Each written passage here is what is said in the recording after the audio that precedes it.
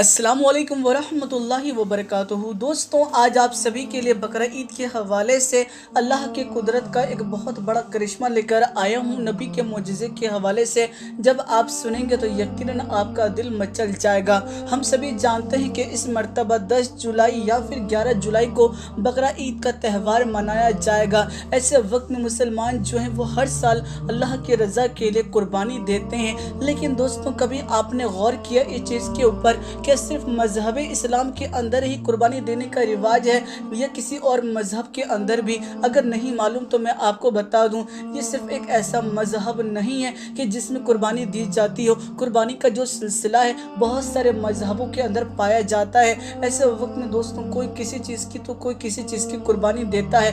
फिलहाल आप जानते ही हैं कि मजहब इस्लाम के अंदर मुसलमान जो है वो हलाल जानवर की कुर्बानी देते हैं। लेकिन कुर्बानी क्यों देते हैं? कभी आपने इस चीज़ के ऊपर गौर किया? हो सकता है बहुत से लोग इस बात को बहुत अच्छे तरीके से जानते हो, लेकिन कुछ ऐसे लोग हैं जब कुर्बानी का दिन आता है तो वो कुर्बानी दे देते हैं, लेकिन उन्हें नहीं मालूम होता कि ये कुर्बानी हम देते क्यों हैं। तो इस वक्त में उनको आज ये वाक़या सुनाने वाला हूँ, जिसको सुनने के बाद यकीनन आपको यकीन हो जाएगा कि अल्लाह अपने बंदे से कितनी मोहब्बत फरमाता है। दोस्तों, अल्लाह ताला जिससे जितनी ज़्यादा मोहब्बत फरमाता है उससे उतना ही बड़ा इम्तिहान लेता है। और ऐसे वक्त में हज़रत इब्राहीम अलैहिस्सलाम से भी अल्लाह ने एक बहुत बड़ा इम्तिहान लिया, और फिर हमने देखा कि हज़रत इब्राहीम अलैहिस्सलाम उस इम्तिहान में जो थे वो मुकम्मल तौर पर कामयाब हुए। और एक अल्लाह का रसूल कैसे नाकाम हो सकता है जबकि खुद अल्लाह उसके साथ है। दोस्तों, अल्लाह ताला ने इस सरजमी के ऊपर कमोबेश 1,24,000 पैगम्बरों को भेजा ताकि वो इंसानियत की रहनुमाई कर सकें। ऐसे वक्त में हज़रत इब्राहीम अलैहिस्सलाम भी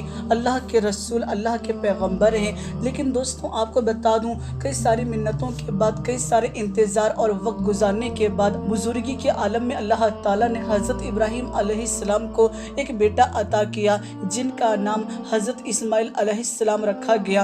आप भी अल्लाह के रसूल, अल्लाह के नबी हैं, लेकिन एक ख़ास बात हज़रत इस्माइल अलैहिस्सलाम से जुड़ी हुई है कि हज़रत इस्माइल अलैहिस्सलाम की नस्ल में से फिर कोई और नबी नहीं आया, और अगर आया तो सिर्फ़ और सिर्फ एक नबी जो हम सबका प्यारा आका है, यानी हुज़ूर नबी करीम सल्लल्लाहु तआला अलैहि वसल्लम की जो आमद हुई हज़रत इस्माइल अलैहिस्सलाम की नस्ल में से हुई है। और हज़रत इस्माइल अलैहिस्सलाम के बाद अगर कोई नबी आया है आपके नस्ल में तो वो प्यारे आका ही हैं। मेरे प्यारे दोस्तों, आपको बता दूं, हज़रत इब्राहीम अलैहिस्सलाम जो हैं वो हज़रत इस्माइल अलैहिस्सलाम से बेइंतहा मोहब्बत फरमाया करते थे। वजह इसकी ये थी कि अल्लाह ताला ने बुजुर्गी के आलम में आपको बेटा अता किया था। सोचिए चीज़ को कि सारी ज़िंदगी आप औलाद की दुआएं करें, लेकिन आखिरी वक्त में अगर आपको बुजुर्गी के आलम में अल्लाह ताला औलाद अता कर दे तो उस वक्त कितनी ज़्यादा खुशी होगी।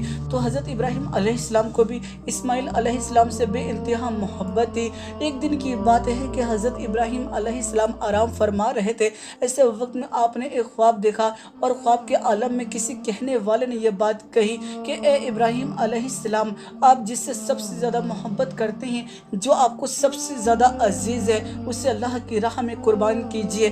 दोस्तों, आपको बता दूं, तमाम नबियों का जो ख्वाब होता है वो सच्चा ख्वाब होता है। इसीलिए जब हज़रत इब्राहीम अलैहिस्सलाम ने इस ख्वाब को देखा तो वो जान गए कि यकीनन ये सच्चा ख्वाब है, और ऐसे वक्त में आपने 100 ऊँटों की कुर्बानी दी। लेकिन दोस्तों, फिर दूसरे दिन की बात है कि जब आप सोए तो फिर आपने ख्वाब देखा, फिर गैब से निदा आई और किसी कहने वाले ने यह बात कही कि ए इब्राहीम अलैहिस्सलाम, आप अल्लाह की राह में सबसे ज़्यादा अजीज़, सबसे ज़्यादा दिल के करीब जो है, जो सबसे ज़्यादा आपको प्यारा है, उसकी कुर्बानी दीजिए। ऐसे वक्त में हज़रत इब्राहीम अलैहिस्सलाम उठे और अगले दिन फिर आपने 200 ऊँटों की कुर्बानी दी। जी हाँ दोस्तों, लेकिन आपको बता दूं, फिर तीसरे दिन जब आया फिर से हज़रत इब्राहीम अलैहिस्सलाम ने ख्वाब देखा, और फिर हज़रत इब्राहीम अलैहिस्सलाम ने ख्वाब में यही देखा कि कोई कहने वाला कह रहा है कि ए इब्राहीम अलैहिस्सलाम, जो आपको सबसे ज़्यादा अजीज़ है, जो सबसे ज़्यादा आपको प्यारा है, आप अल्लाह की राह में उसे कुर्बान करें। ऐसे वक्त में जब हज़रत इब्राहीम अलैहिस्सलाम ख्वाब से बेदार हुए तो आपने ये महसूस किया कि सबसे ज़्यादा अगर मुझे कोई चीज़ प्यारी है तो वो कोई और नहीं, मेरा ही बेटा है,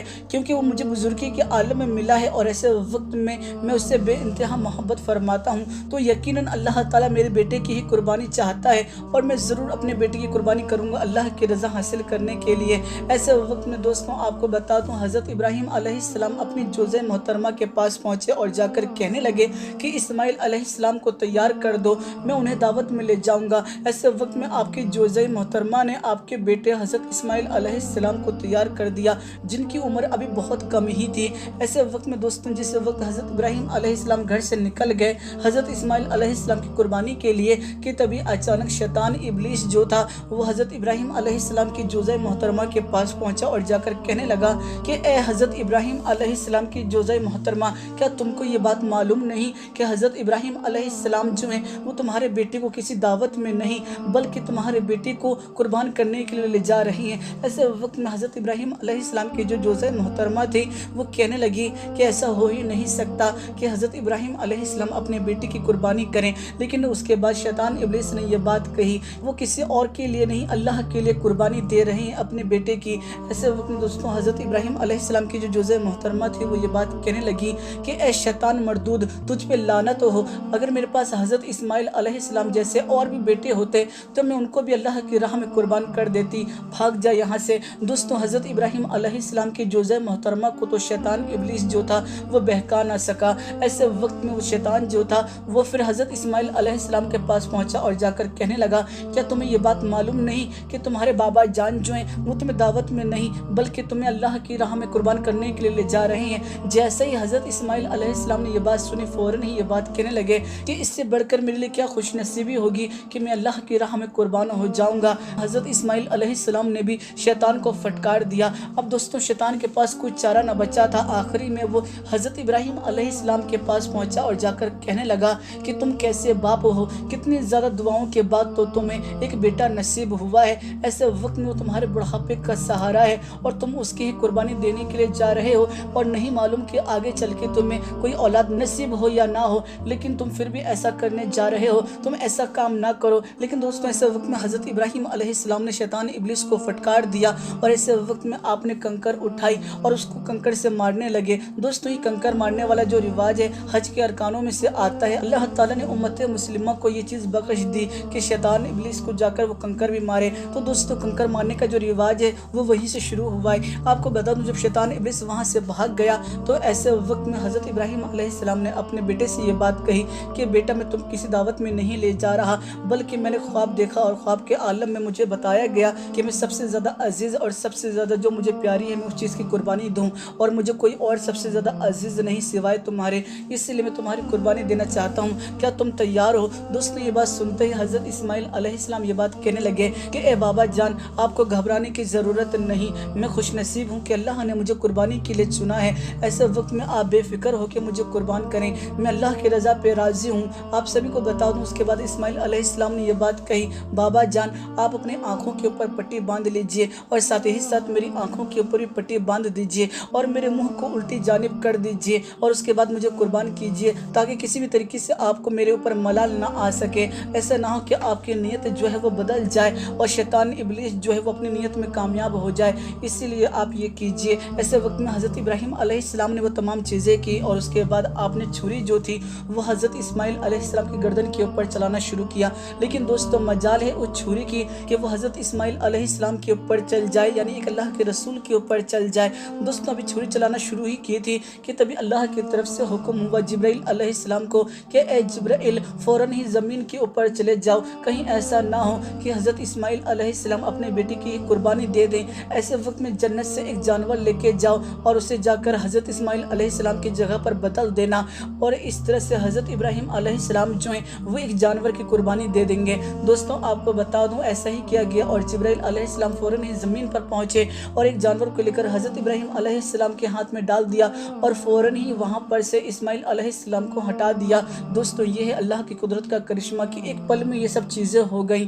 ایسے وقت میں دوستوں جب حضرت ابراہیم علیہ السلام کے ہاتھ میں کسی جانور کا گردن آیا تو فوراً ہی چھری جو تھی وہ چل گئی، اور اس کے بعد جب آپ نے اپنی پٹیاں کھولی تو دیکھا کہ آپ کے بیٹے جو ہیں وہ بالکل صحیح سلامت ہیں اور آپ کے بیٹے کی جگہ ایک دمبا جو ہے وہ ذبح ہو گیا، یعنی وہ قربان ہو گیا۔ ایسے وقت میں دوستوں فوراً ہی غیب سے ندا آئی کہ اے ابراہیم علیہ السلام آپ نے اللہ کو راضی کر لیا، آپ اس امتحان میں پاس ہو گئے۔ تو دوستوں اللہ کو یہ ادا اتنی زیادہ پسند آئی تھی کہ اللہ تعالیٰ نے امت مسلمہ کے لیے اس کو واجب کر دیا۔ جو سہولت رکھتا ہے ایسے وقت میں اگر وہ قربانی نہ دے تو یقیناً گناہگار بھی ہوگا، اسی لیے ضرور قربانی دینی چاہیے۔ یہ قربانی جو ہے وہ حضرت ابراہیم علیہ السلام کی سنت ہے۔ تو آپ کو مکمل طور پر بات معلوم پڑ گئی کہ مسلمان کیوں قربانی دیتا ہے۔ قربانی جو ہے وہ صرف اور صرف اللہ کی رضا کے لیے دی جاتی ہے، نہ کہ گوشت کے لیے۔ یہ چیز آپ کو ضرور معلوم ہونی چاہیے۔ میرے پیارے دوستوں، بقرعید آنے سے پہلے اس ویڈیو کو اتنا زیادہ شیئر کر دیجئے تاکہ ہر مسلمان تک یہ خبر پہنچ سکے۔ مجھے امید ہے آپ میری بات سمجھ گئے ہوں گے۔ ویڈیو پسند ہے ویڈیو کو لائک کیجیے گا، اور اگر تک آپ نے ہمارے یوٹیوب چینل کو سبسکرائب نہیں کیا، چینل کو بھی سبسکرائب کر لیجیے گا۔ تو دوستوں، پھر ملاقات ہوگی ایک نئی ویڈیو میں، جب تک کے لیے اجازت چاہتا ہوں۔ اللہ حافظ۔